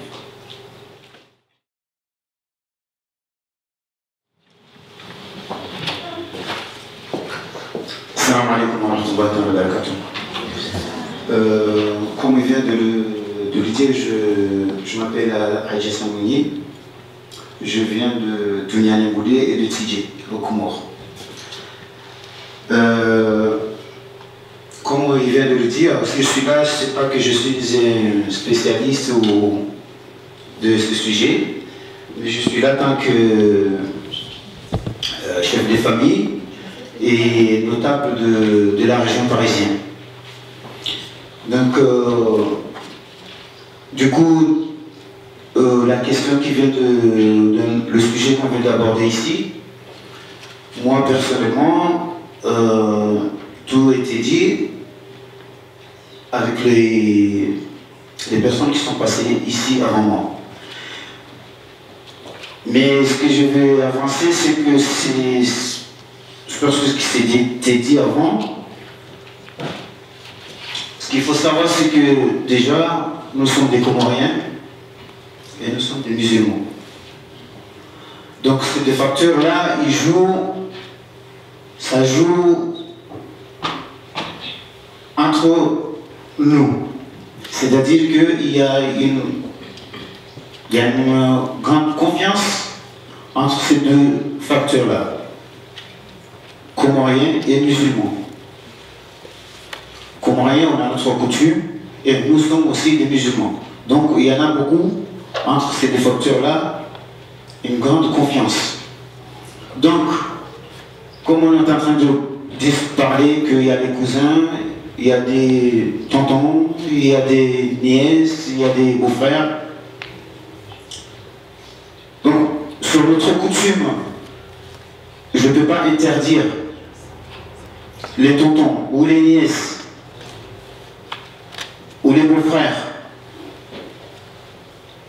de ne pas venir à la maison. Et pourtant, c'est eux qui commettent les actes de viol. Et parmi eux, vous l'avez déjà souligné ici, les gens qui sont passés avant moi. Mais moi, je peux donner des conseils. Là, si je suis là, c'est pour donner des conseils sur ce sujet. Moi, ce que je peux conseiller sur ce sujet, comme chef de famille, premièrement, c'est qu'il faut essayer d'avoir beaucoup de dialogue entre les parents et les enfants. La question pour les notabilités comoriennes, c'est vrai que la notabilité comorienne au Comores, c'est comme une administration, c'est comme un État. Comme un exemple ici, je peux dire que c'est le premier syndic au Comores, c'est la notabilité. Parce que la notabilité peut changer beaucoup de choses au niveau d'État ou de gouvernement. Ça, c'est vrai. Je peux vous dire qu'au niveau de violence au Comores, la notabilité, il joue un rôle très important. Mais si vous voyez récemment là, ce qui vient de se passer dans tous ces sujets de violence au Comores, la faiblesse vient du gouvernement et de l'État comorien, mais pas de la notabilité. Ce que vous voyez souvent, ce qui se passe au Comores. Donc, je ne dis pas que la notabilité, ils n'ont pas un grand rôle à jouer sur ce sujet-là, mais la plupart de ce sujet-là, ça passe beaucoup la faiblesse au niveau du gouvernement et de l'État comorien. Merci.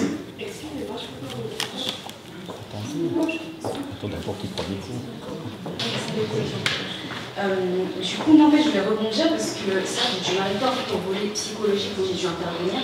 Mais il faut savoir qu'en parallèle, en fait, quand j'ai eu ces clientes, j'ai fait plusieurs recherches, que ce soit au niveau historique, que ce soit au niveau religieux, que ce soit au niveau social. Donc moi, en fait, j'arrive pas à entendre qu'on dit que la notabilité n'a aucun pouvoir dedans. Aujourd'hui, si on va regarder au niveau de la société comorienne, il y a 3 autorités qui vont primer. Il y a le religieux, comme vous l'avez dit, il y a la juridiction au niveau légal, dans les lois de l'État, et il y a la notabilité qui a quand même un poids. On ne pourra pas me dire que ça n'a pas un poids. Je vais demander quelque chose de très simple. Parce qu'à un moment, quand on est notable, et à un moment, ce ne sera pas juste pour se promener avec sa veste, avec ses fils d'or dans la ville, je veux dire clairement. Et à un moment, il y a quand même un certain pouvoir. Ok, on est reconnu par la ville, mais il y a quand même un certain pouvoir. Souvent, quand on entend quelqu'un qui a fait le Honda, on va dire oui, bah, quand il a fait le Honda, on peut te dégager du village. Attention, on ne met pas, il peut te dégager du village. Donc il y a un moment.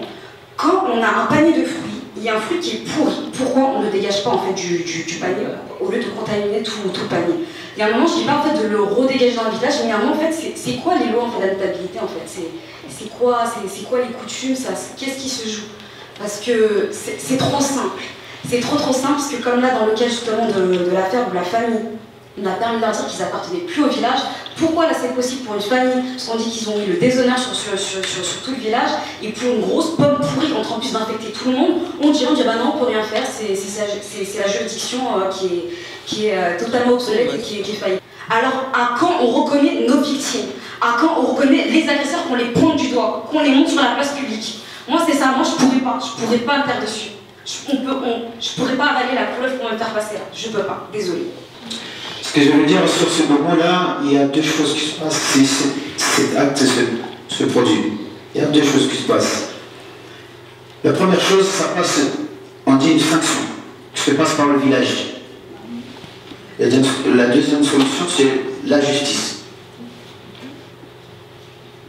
Ces 2 choses-là, jusqu'à maintenant, sont appliquées. La sanction du village et la justice. La justice, je ne dis pas que la justice il fait son rôle, mais ça passe à la justice. Il y a la faiblesse de la justice comorienne, mais ça passe à la justice. Vous le voyez, ça passe. Oui. Je ne dis pas qu'ils sont juges, je ne pas dire que les juges ne passent comme vous le voulez, mais ça passe à la justice. Un cas concret, justement. Je ne sais pas si vous étiez venu au départ quand j'ai parlé du fait divers qui concerne un homme qui a violé sa fille et 2 nièces. Ça s'est passé à Tsidjé. Vous venez de Tsidjé. Comment on peut accepter que la notabilité protège le bourreau alors qu'on jette le blâme sur les victimes? Quelle est votre position? Parce que vous venez de ce village. Donc il y a un moment, ça coince quand vous dites qu'on protège les victimes. Là, on n'a pas protégé les victimes. Donc voilà, moi j'ai juste cette petite remarque avant de passer le micro. Non, il y aura d'abord Amina. Si vous pouvez répondre à ça. Cette question-là, peut-être que je vais laisser à mon frère Mohamed qui va...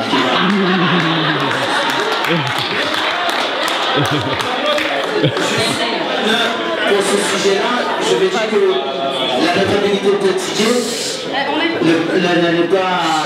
n'a pas défendu le coupable. C'est entre le problème. Non, c'est le problème de. Non. C'est pas le problème de défendre le coupable. Non, mais. C'est un exemple. C'est une question de famille et famille. C'est pas question de. Parmi d'autres, je ne veux pas cibler un village, mais c'est pour dire que si ça se passe dans un village, ça peut se passer dans un autre, et voilà. Amina. Bonjour, je m'appelle Amina. Donc en fait, vous vous présentez ici en tant que responsable local. On est d'accord ou pas? De la notabilité. Oui. Donc vous êtes responsable. On est d'accord ou pas? Oui. Donc en tant que responsable dans un village, dans une région, quelle est votre position? Parce qu'aujourd'hui, votre position en tant que notable, elle est invisible aux yeux des victimes. Je vous ai entendu tout à l'heure, lorsque vous avez traité de la question, vous n'avez parlé que de la manière dont on doit aborder les sujets avec les enfants. Aujourd'hui, cela doit changer. On doit aborder le sujet avec les coupables, avec la famille des coupables. Et vous, en tant que notable, que faites-vous? Que faites-vous? Parce que, en plus, vous parlez aussi de la religion, certes, mais dans la religion, on demande d'être justement juste, de dire la vérité. Lorsque vous, en tant que notable, vous entendez demain qu'il y a un scandale, il y a un enfant qui a été violé par un des vôtres, que faites-vous? Quel est votre positionnement? Parce que nous sommes scandalisés, nous, quand nous lisons sur les réseaux sociaux, un enfant de 7 ans a été violé, nous connaissons le coupable, le village connaît le coupable, ils sont en train de discuter sur la place publique, dans le vent. Que se passe-t-il? On veut que vous répondiez en tant que responsable. Je crois que j'ai répondu à cette question. Non. Parce que si vous parlez de notabilité, parce que vous, ce que vous voulez, je peux rentrer sur la question religieuse. Ça, c'est pas ça que je vais rentrer. Je vous ai dit que si cette chose-là, ça se passe au village, on a deux choses. Nous, on a des choses, les comptables, les notables.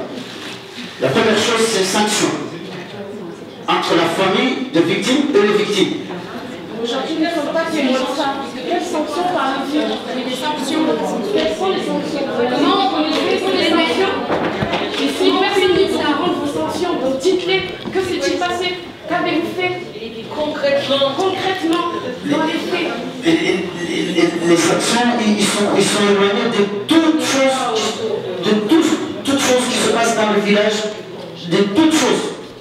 Il ne peut pas participer, il ne peut rien faire au village. Ils sont humiliés. C'est le travail que vous faites. Moi, je vais juste faire une remarque. Le monsieur a eu le courage de venir là. Donc, on va parler avec respect. Non, mais sérieusement, je sais que c'est Bonsoir. Alors moi je vous parle en tant que maman. Autrefois, les jeunes femmes qui étaient agressées, qui étaient violées, pour dire le mot juste, ça finissait par un mariage. On a vu beaucoup de jeunes femmes qui ont été mariées avec leurs violeurs autrefois. Et est-ce que ces gens, ces violeurs dans ces villages en tant que notables, est-ce qu'ils ont droit à des mal? Je pense que tout le monde a le même sentiment. Est-ce que vous faites quelque chose? Nous, on a besoin de savoir de quelque chose de concret. Est-ce que la notabilité prend ses responsabilités? Mais c'est les gens avec nous des échecs. Je vais lui préciser. On lui a proposé de s'exprimer en français. Parce que l'essayer, on a confondu notable, la justice, la jugement musulman. C'est nombreux qui sont confondus aux ondes. Jugement, il y a un juge, on ne peut pas lui faire la violence.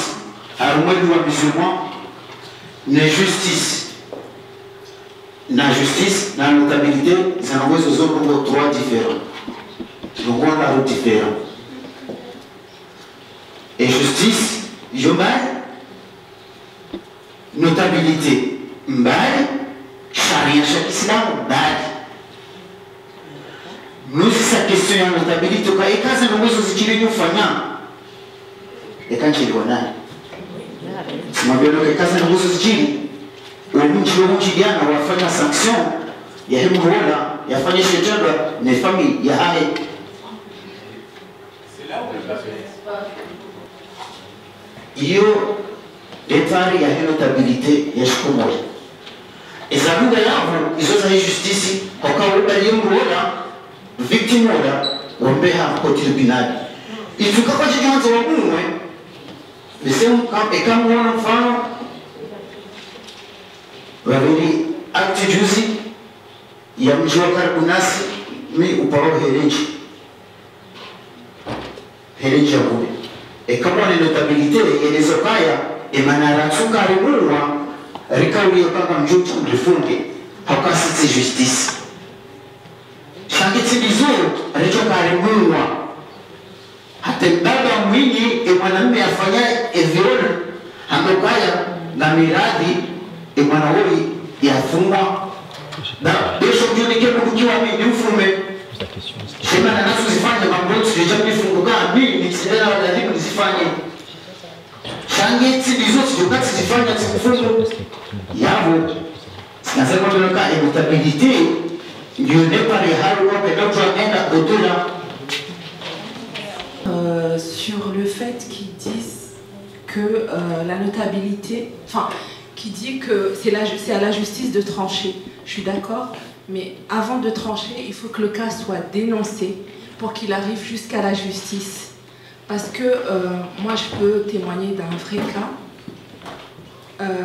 Ma soeur aussi pourra appuyer sur le cas. Une famille qui a eu un enfant victime.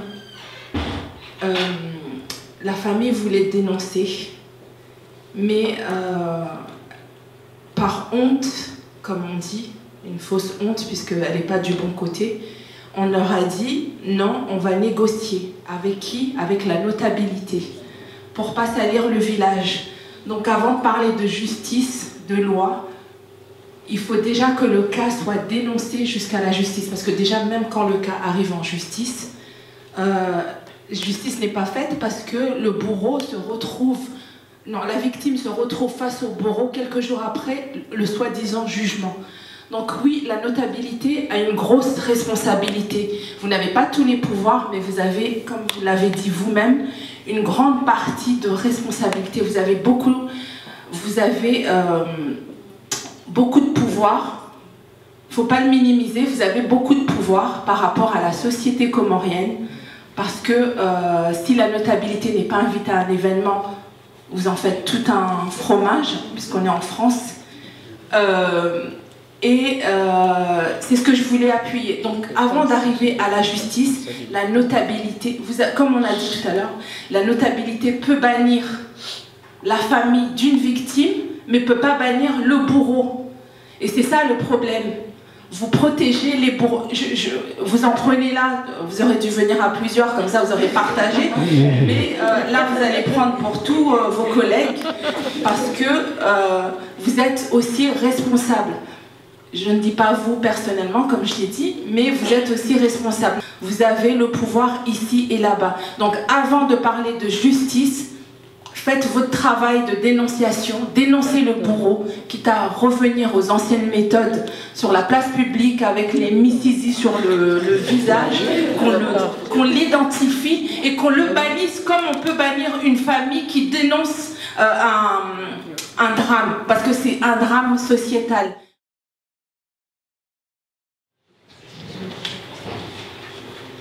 Alhamdulillah.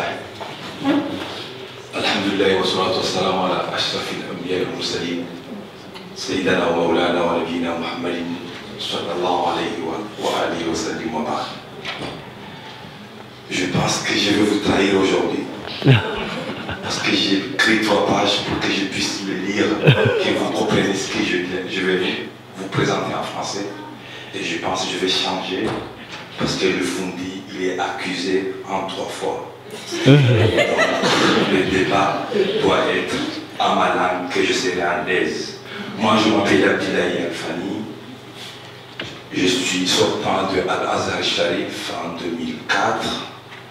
Je suis allé comme professeur d'anglais au collège de Dembéni. J'étais un Fundi à l'école que j'ai appris l'islam, qui s'appelle Madrasa Atfal à Dembéni. Je suis allé à Moroni, appris chez Madrasa Iman Fundi Soadik. Et j'étais professeur là-bas aussi, professeur d'anglais. Je suis arrivé en France, j'ai fait un master 1 et 2. 1, langue et littérature. 2, histoire et civilisation. Et je suis en deuxième année de thèse, selon que je parle des études de l'Arabie du Sud. Ça, c'est mon parcours. Bismillahirrahmanirrahim.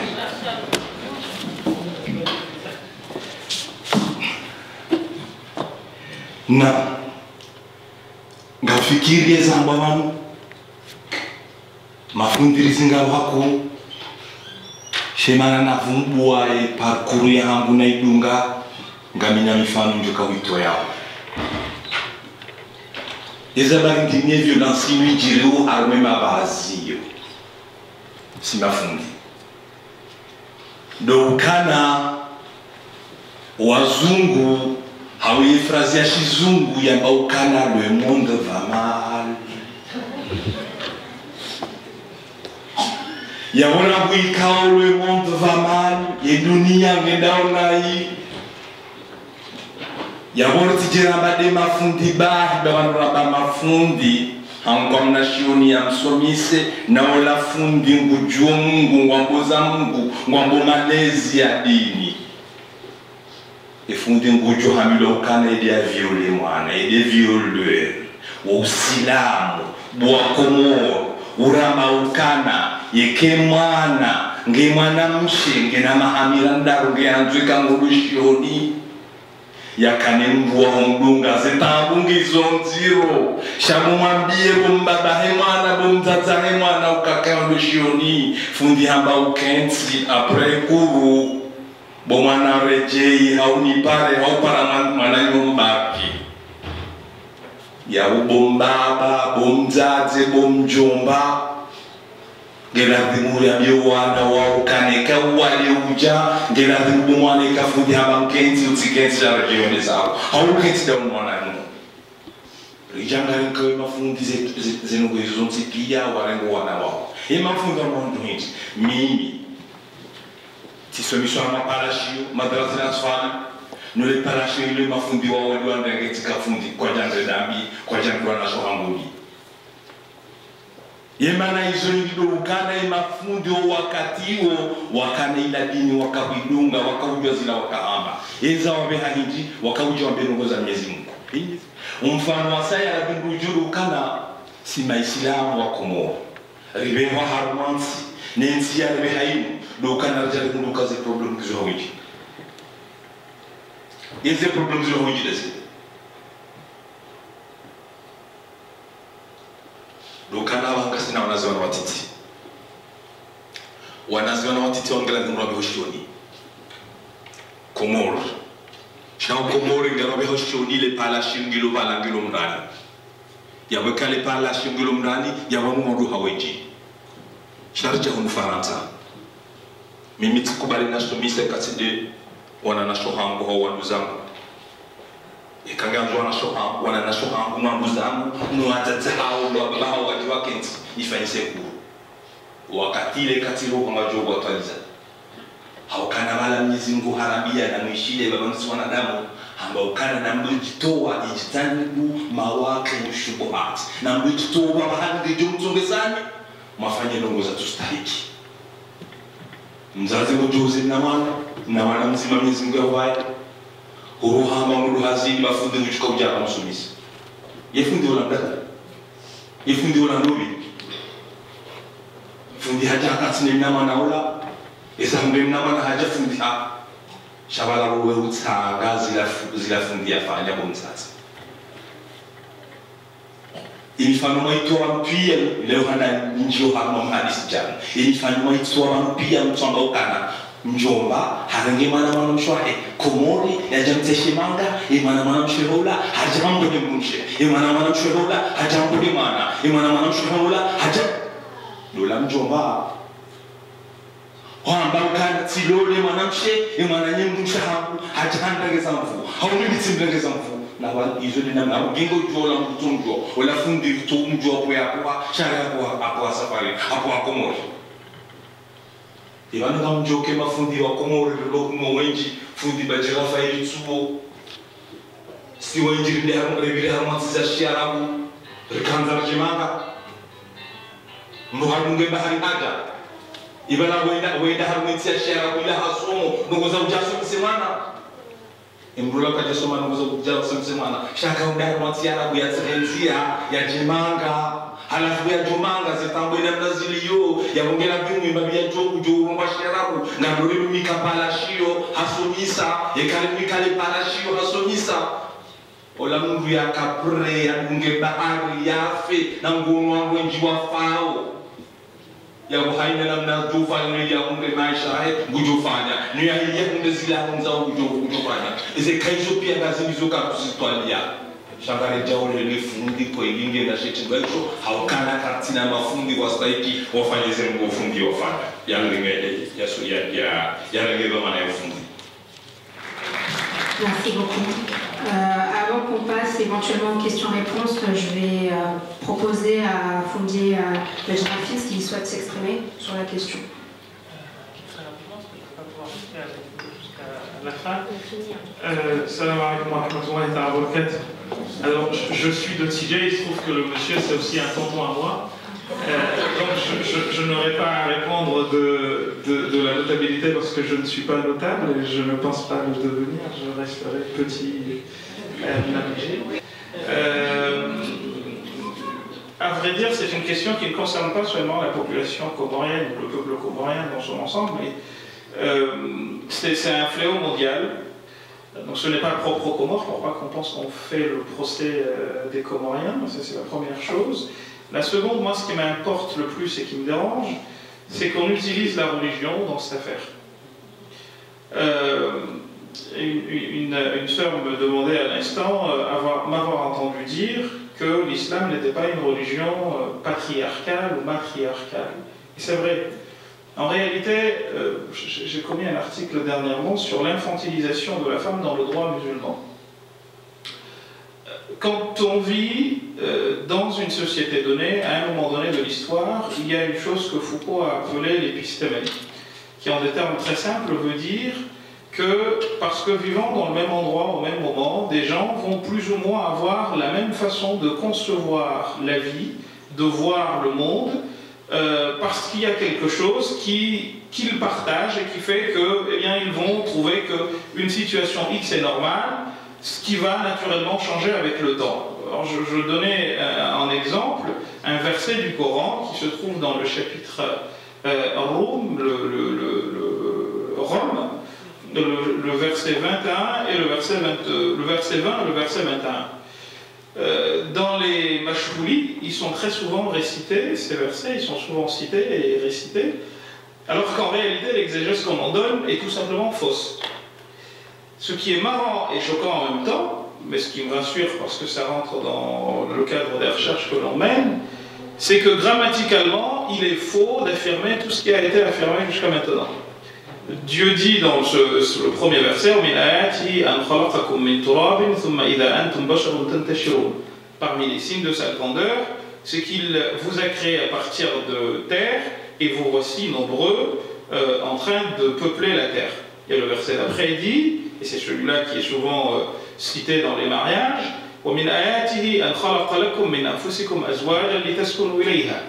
parmi ces signes également, c'est qu'il a créé à partir de vous, pour vous, azwajan. Alors, vous prenez quasiment toutes les exégèses du monde, j'en ai parcouru 200 lorsque j'ai commis cet article, et vous trouverez que quasiment toutes, donc à 99,99%, vous diront que azwajan c'est des femmes. Alors qu'en arabe c'est faux. Azwaj c'est le pluriel de zawj, qui est un nom androgyne, qui va autant pour les hommes que pour les femmes. Donc en arabe, le mari pour la femme, il est un zawj, et la femme pour le mari, elle est aussi un zawj. Donc azwaj, c'est pas les femmes, c'est les hommes et les femmes, parce que mutuellement, ils se complètent, et parce que mutuellement, ils se marient. Ce qui va se passer, c'est quoi? C'est qu'on va trouver, et c'est de là que j'ai voulu partir pour vous faire la petite démonstration très rapidement, c'est qu'on va trouver que la plupart des exégètes musulmans vont non seulement dire qu'il s'agit de femmes, mais certains vont aller encore plus loin, comme un grand monsieur qui s'appelle Fakhruddin Razi et qui est mort en 606 de l'Hégire, au point de dire que cela est la preuve que la femme a été créée pour l'homme au même titre que la bête et la plante ont été créées pour lui. Et cette idéologie-là, ou plutôt cette épistémé, a été à l'origine de l'établissement de beaucoup de règles de fiqh qui nous régissent jusqu'à maintenant. C'est surtout ça le but de mon propos. Raison pour laquelle je ne pense pas qu'il faille s'attarder sur les cas passés. Il faut plutôt réfléchir à comment y faire face à partir de maintenant. Et pour ça, je pense qu'il y a 5 choses très rapidement à faire. La première, c'est de casser la fausse pudeur que l'on attribue à l'islam en enseignant, en parlant de ces sujets avec nos enfants. Parler de sexualité, ça ne doit pas être un tabou. Le prophète a appris à ses épouses, a appris aux femmes qui, elles aussi, ont demandé à avoir le même droit que les hommes pour assister à des cours. Donc il faut que cela aussi rentre dans les mœurs aux Comores. Que nous parlions librement de ces questions. Alors il ne s'agit pas naturellement de faire des scènes de pornographie. Là n'est pas le but, parce que je sais que ça peut être transformé en ça dans la bouche de détracteurs. Il faut que ces questions-là soient abordées de la manière la plus simple qui soit. Et je me rappelle que quand on faisait les cours de fiqh dans les Chioni, on disait « La haya fi-d-din ». Il n'y a pas de pudeur à avoir dans la religion, au sens où on aborde les questions. Il y a aussi une fausse pudeur à faire sauter, c'est qu'il faut que la honte change de camp. L'agresseur doit être vu comme tel. Sauf que cela veut dire, chers amis, que l'on va changer nos mentalités comoriennes. Et nos mentalités même langagières. Parce que même en français, un homme qui a plusieurs aventures avec des femmes, on dit de lui que c'est un coureur. Mais une femme qui en fait autant, elle a des noms d'oiseaux. Donc cela veut dire que notre rapport à ces questions-là doit aussi viscéralement et radicalement changer, et pas seulement aux Comores. D'ailleurs, aux Comores, sous, ça va dans les deux sens. Mais en français, non, c'est pas le cas. Troisième point, ce deuxième point, il est fondamental. Il faut vraiment que celui qui commet un acte pareil, il soit traité comme tel. Et là-dessus, je pense qu'il y avait, ou il y a dans les traditions comoriennes, beaucoup de sanctions qui autrefois étaient beaucoup plus opérantes et beaucoup plus efficientes que la justice. Il y avait le gungu, une sorte de marche infamante. Je me rappelle, moi j'y ai assisté, j'ai participé à des marches où, comme disait la sœur tout à l'heure, on mettait le mycésus de la personne et on lui mettait aussi des boîtes de conserve autour pour que ça fasse le plus de boucan possible. Et à chaque fois qu'il arrivait devant deux personnes, il devait s'arrêter pour s'expliquer. Je suis dans cette situation parce que j'ai fait tel, et je peux vous garantir que la plupart du temps, les gens mouraient. Ça avait vraiment, parce que psychologiquement, ça agissait. Et au 7e jour, généralement, les gens ne tenaient pas 7 jours. Quand on faisait le fameux gungu, 7 jours après, on ne parlait plus de la personne. Et du coup, comme il a été dit ici, la personne, la victime se retrouve du matin au soir, côte à côte avec son bourreau. Puis il y a troisième chose, les amis, les familles. Il y a même des... Alors je vais vous choquer un peu, mais il n'y a pas que les notables, il y a des mères qui couvrent leur mari. Alors je vous avoue que moi j'ai une petite fille qui a 14 ans, c'est la prunelle de mes yeux, je ne sais pas ce que je ferais à ma femme si j'apprenais qu'elle faisait des choses... Enfin, c'est pas concevable. Mais en même temps, je pense que psychologiquement, étant donné la société qui est la nôtre, c'est une société de silence, où les choses sont tues, eh bien la femme en vient à se dire... Du coup, comme on parle de religion, moi je voudrais savoir, que dit le fiqh sur les sanctions en cas de viol?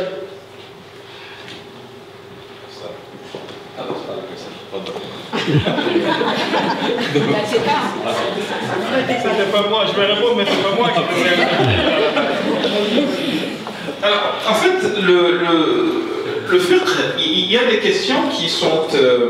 on mariait autrefois le violeur avec sa victime.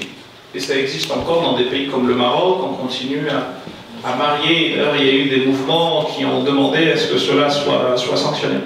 Vous savez, dans le droit musulman, si un homme a une femme mariée, si le mari s'amuse de manière assez inhumaine à, je vais utiliser un mot un peu dur, à déflorer sa femme par la main, par exemple, il est sanctionné, il est puni, il n'a pas le droit de faire ça. Alors que c'est entre mari et femme. Alors qu'en est-il d'autre chose? Donc le viol, c'est un acte qui revêt 3 niveaux très rapidement. Le premier niveau, c'est celui du déshonneur que tu infliges à une personne. Il y a donc une peine pour ça. Le deuxième niveau, c'est l'agression physique, qui est aussi sanctionnée. Et cela relève de ce qu'on appelle el-haraba. El-haraba dans le droit musulman, c'est les peines des coupeurs de route. Et si ça s'appliquait véritablement, cela voudrait dire que la personne serait, il serait crucifié avec pieds et mains coupés différentiellement, parce que ça devient quelqu'un, c'est un danger public. En revanche, si elle est saisie la personne avant que la peine ne soit, si elle se rend elle-même, eh bien là, c'est laissé au choix. Je parle du fiqh traditionnel, hein, pas de ce qui se ferait aujourd'hui. Il est laissé au pouvoir le choix de faire de lui ce que bon lui semble. Parce que le but de ces peines, c'est quoi? Il y a un verset du Coran qui dit وَلَكُمْ فِي الْقِصَاصِ حَيَاةٌ. Le but de l'application des peines, c'est de justement protéger la vie. Donc si des gens pareils sont laissés dans la nature, au fond, on encourage à ce que des actes pareils se perpètrent encore et encore.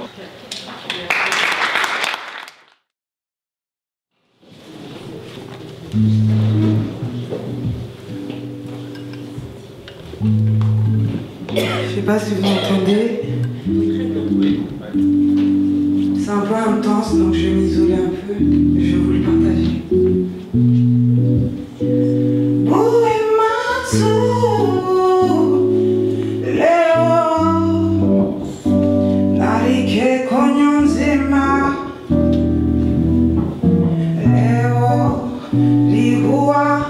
Kariti orongama, kariti o shangazi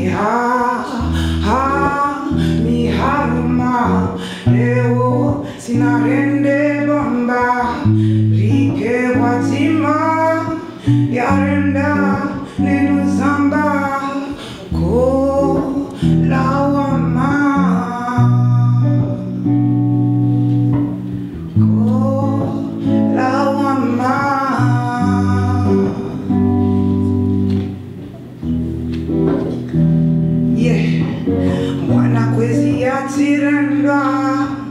Ndi sheyatima mwana yatijililie hapa ramatama leo rihua kariti orongama kariti o shangazi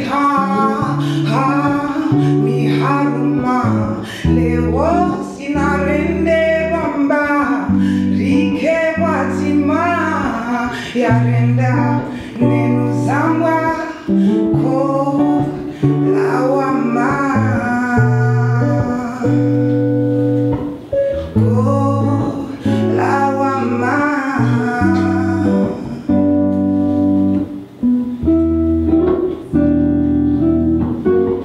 yande humulia haungama sinde yangwa mbaba kumbe inyama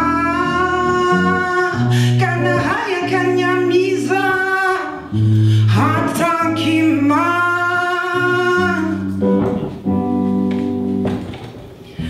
hata kima leo rihua kariti orungama kariti o shangazi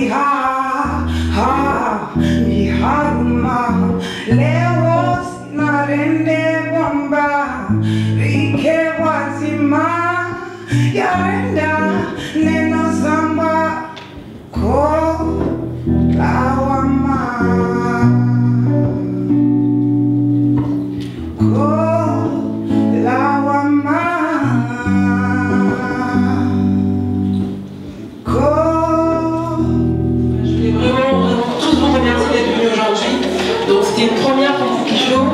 Mais comme le disait Sandra au début, c'est vraiment un sujet qui nous tenait à cœur et qu'on voulait vous présenter. Alors encore une fois, comme elle a très bien dit, c'est que le début. Donc vraiment merci à tout le monde d'être venu, merci aux intervenants. Et n'hésitez pas effectivement à faire des remarques, des suggestions. Donc vraiment nous, on est là pour vous écouter également. Donc n'hésitez pas à répondre à l'enquête de satisfaction et n'hésitez pas à nous poser des questions concernant notre association ou autre. Mais merci à tous et à bientôt.